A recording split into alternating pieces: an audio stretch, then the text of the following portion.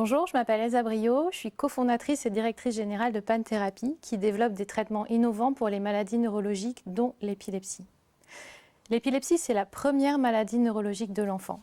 Ça touche près d'1% de la population et il faut savoir qu'aujourd'hui, encore plus d'un patient sur 3 ne répond à aucun traitement.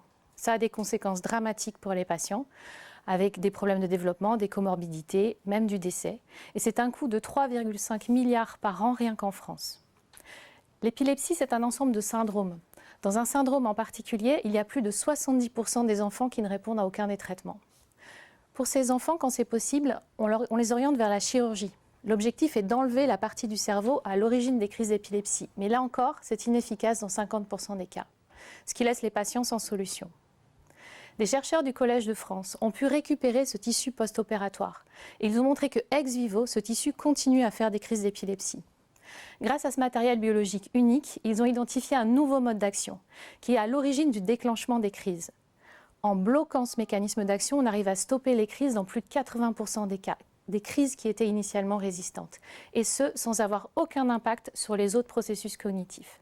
C'est ça l'innovation de PanTherapy, réussir à stopper les crises sans éteindre le cerveau, pour des traitements plus sûrs et plus efficaces pour les patients. La société a été créée en 2021 par les 2 inventeurs et 2 personnes qui connaissent le développement de produits pharmaceutiques, 50% d'hommes, 50% de femmes.